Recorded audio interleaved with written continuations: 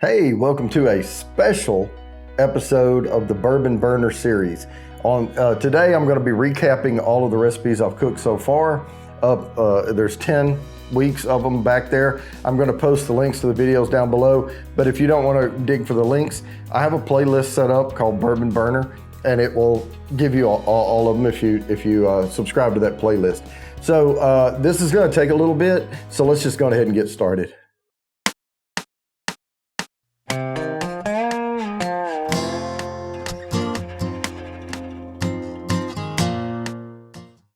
All right, first off, if you see me glancing up like this, I have notes behind this camera. Just to make sure I'm gonna bring you totally accurate information about the recipes that I've cooked before. I sat down for a couple hours, I made a bunch of notes, I reviewed the recipes in my head, I went back and watched some of the videos to refresh my memory on the steps I took and everything while I was doing it, just to make sure that, again, I'm gonna bring you accurate information. So let me first just recap the recipes that I've done so far. So when I came up with this idea to do a Bourbon Burner series, cooking with bourbon, I had dabbled in it a little before, but nothing too serious. And mostly I just drank and reviewed bourbon. And I really enjoyed bourbon before and after meals and things like that. But I wanted to get into cooking with it. So I've cooked for decades. I'm nowhere near a professional. I have not professionally trained or anything like that, but I know what tastes good to me. And I've really worked hard on putting flavor profiles, combinations, herbs, spices together, and also worked very hard on different cooking methods. So with that, the first recipe I wanted to try was bourbon brats. It was bratwurst. Instead of doing the beer brats, I did bourbon brats, and they were fantastic. The second one I did was more of not a meal per se, like a main course, but I soaked bourbon in bacon. But then luckily I cooked that bourbon a couple of different ways. One, I just oven baked it to crispy, and the other one I put brown sugar on. I can tell you the candied bacon, the brown sugar bourbon bacon was the best. The bourbon just kind of killed the salt in regular bacon, and who wants to kill the salt in their regular bacon, right? So it tasted more like beef jerky or bacon jerky. Lamb chops was the third one I did. That one, I didn't use bourbon on the lamb itself. I did a shiitake, bourbon shiitake mushroom reduction to go on the lamb. The New York strip steaks, one of my most popular videos. It's getting up around 2.8 thousand views. That one was a real success. Sous vide method on there. I did the vacuum seal, but I sprinkled bourbon on them and it pushed those flavors into the meat. Sous vide them for a few hours and then reverse seared them. Man, they were fantastic.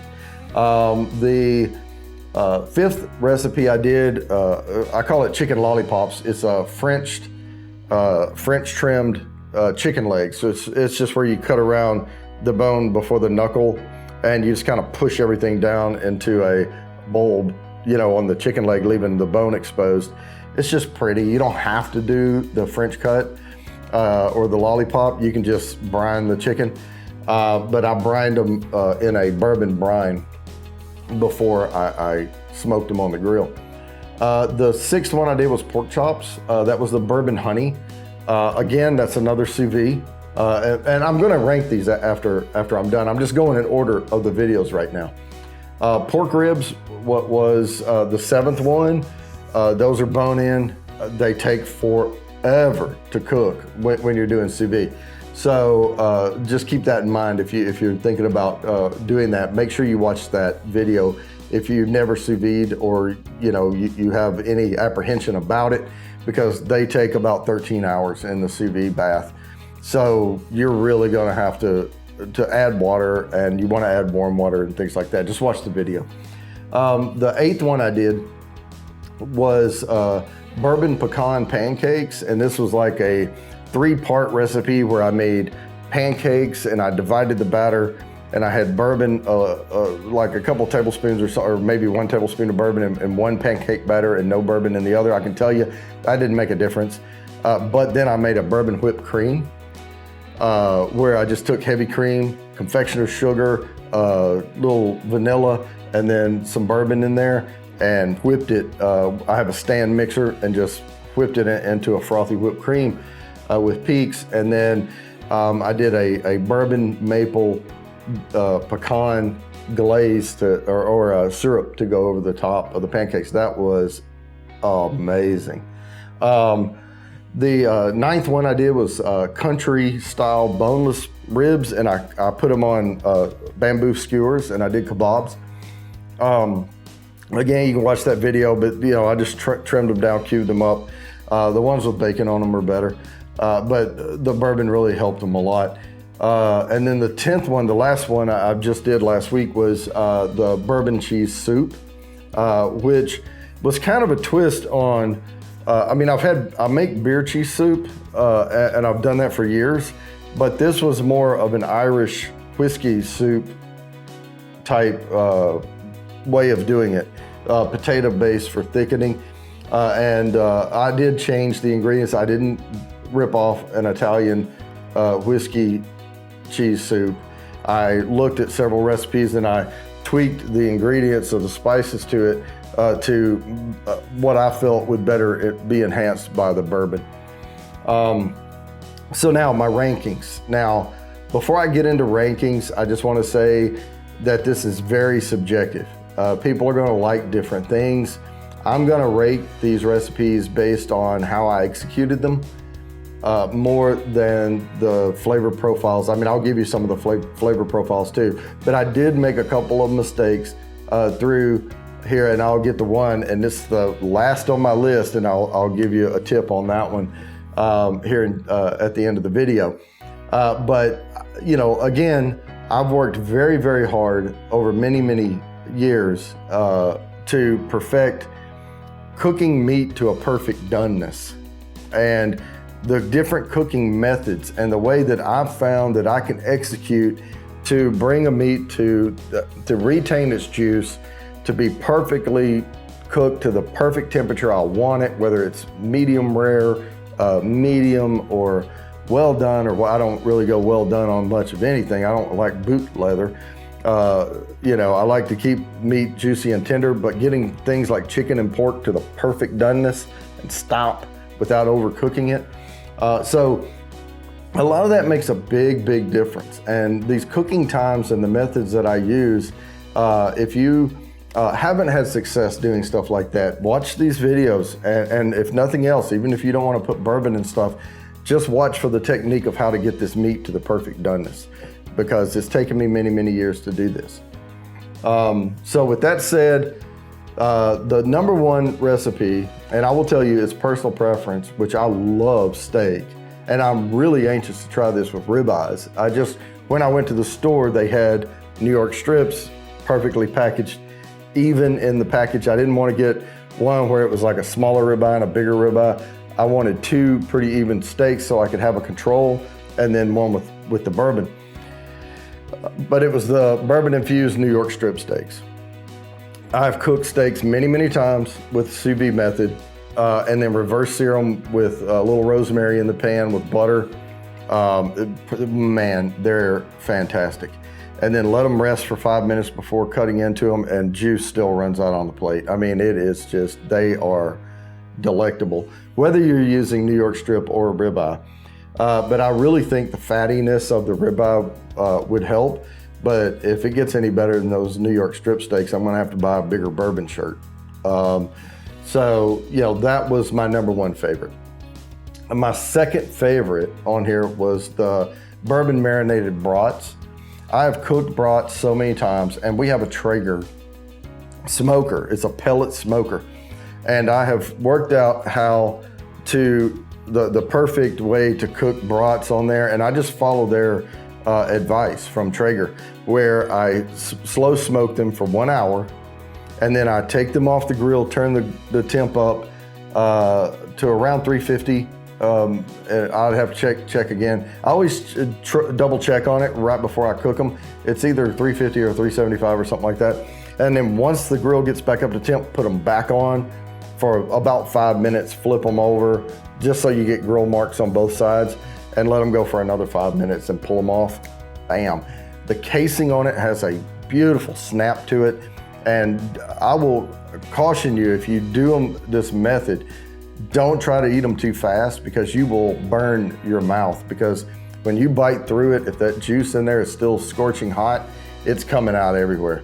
So just be mindful of that, but they are fantastic. And the bourbon really enhanced the flavor of those brats for me. I really, really loved that when I did them that way.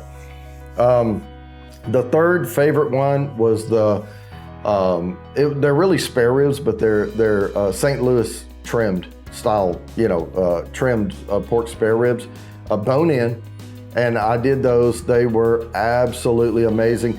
And just understand that a lot of these, the gap between first, second, third, fourth is super, super tight and super, super subjective.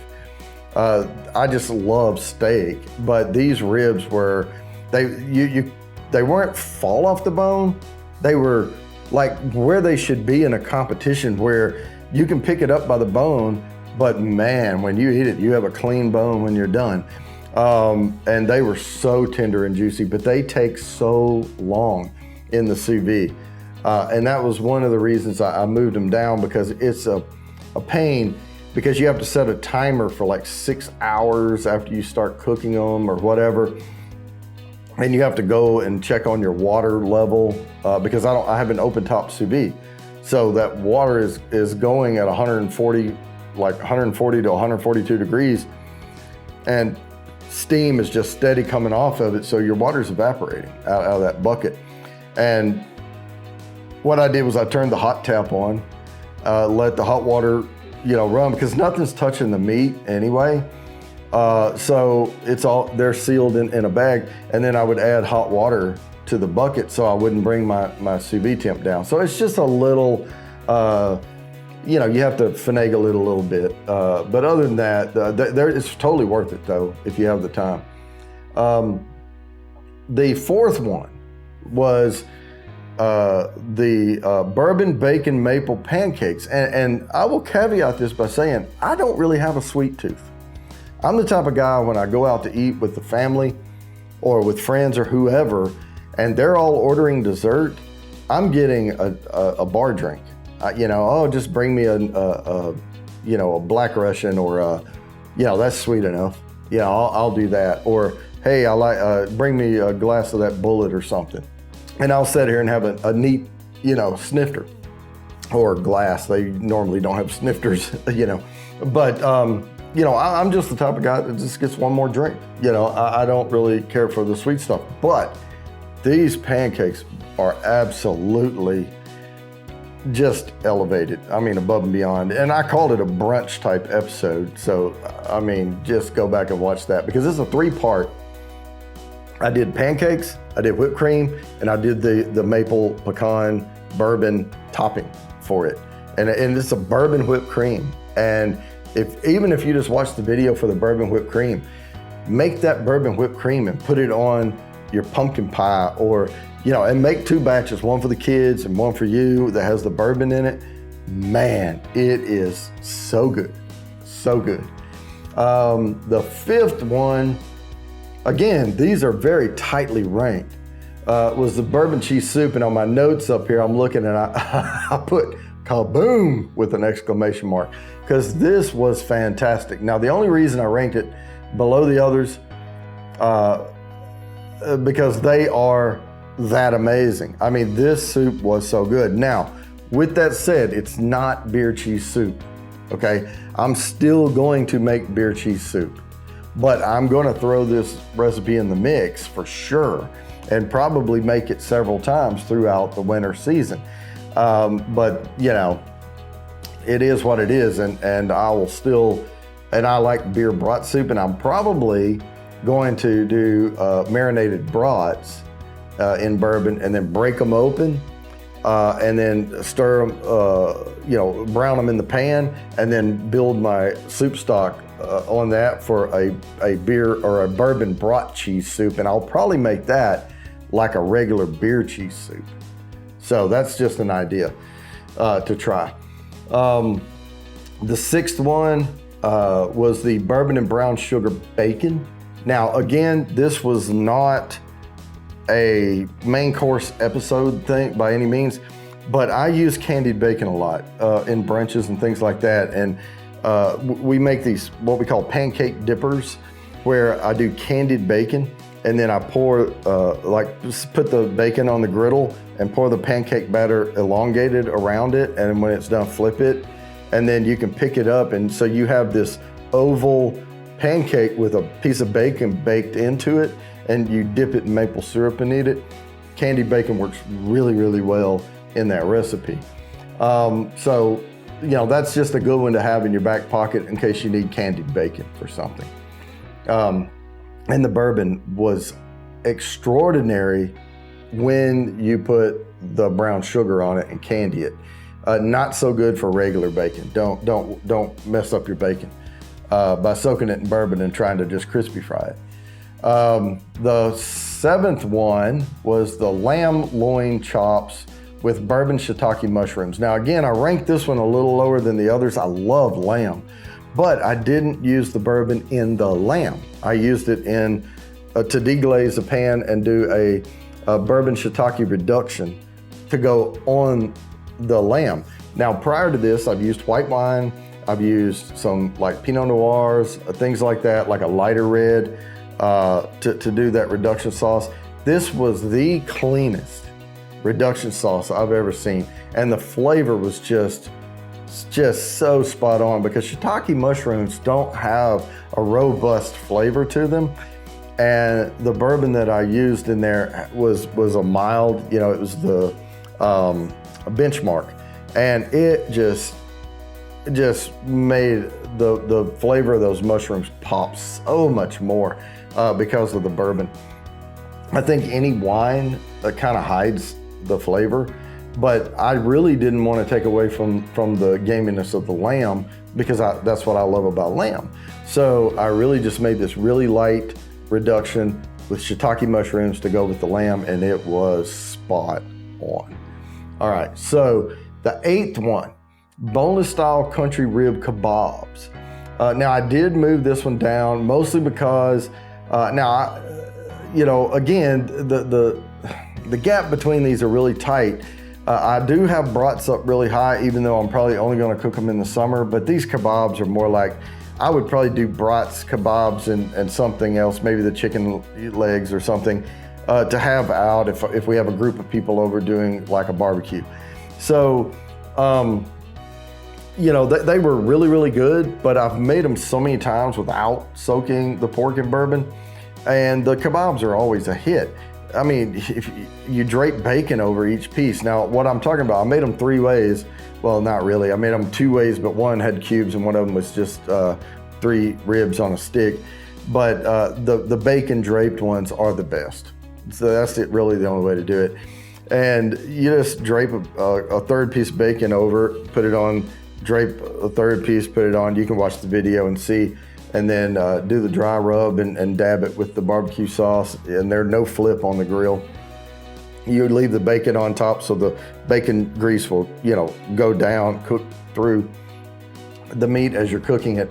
And they're fantastic. It's just it's one of those things where people would eat it and go, wow, these are really good. But then they would get a brat and say, wow, this is the best freaking brat I've ever had. So that's why the ranking is the way it is. I mean, things can be really good and impress you, but there's this other item that would just leave you talking about it, a month later and asking for the recipe, So there was that. And then my 9th pick is the honey bourbon pork chops. What I put there is, when I do these again, I'm going to use a more robust bourbon and wild honey. So if you notice in the video, I use Benchmark, which is by Buffalo Trace, but it's low end. It's the 40-80, 40% alcohol, 80 proof. It's watery. It doesn't have a lot of depth of notes to it. And I used like the little bear honey, the kind you get at any grocery store. And I really honestly think that this recipe, with the focus on the bourbon and the honey, I'm probably going to use like a Baker's 7 or maybe even a, a cast strength like a Bell Mead Reserve or something, because I don't use much of it. Just put a little bit in there, and then I'm going to use like a wild honey that I can, locally sourced at some farm or something around here with a really depth of flavor. I think if I use those things in that recipe, it would probably jump it up the list. But the way it was, it just kind of fell flat for me. I mean, it was really good, but I could tell it could be a lot better. Now, the bourbon brine chicken lollipops are my last choice, and I told you I was gonna tell you why. It's one of them I kind of messed up on. I left the chicken in the brine too long, right? So I put them in overnight. I'm thinking 4, maybe 5 hours tops, because they were a little too salty. But I was reviewing past that salt kick, and I could tell it really enhanced the flavor, but yeah, it was a little too salty. I think if I do it again, I may do turkey legs, because you need to brine turkey a lot longer than chicken. Or if I do the chicken, I'm just gonna cut the brine back to maybe 4 hours and then put them on the grill. Also, I did French trim them, which allows the brine to really get in, into that bulb cap. And I'll still do that, but I'll just decrease the amount of time in the brine. So there you have it. And you can go back and watch all these videos if you want. But I'm gonna go ahead and wrap this up, but that's my recap, and I'm gonna have more recipes to come. But this week, I'm just doing, a special recap show. So with that, I'm gonna go ahead and wrap this up. As always, please like and subscribe, hit the bell down there for notifications, and I promise I'll keep bringing you these videos.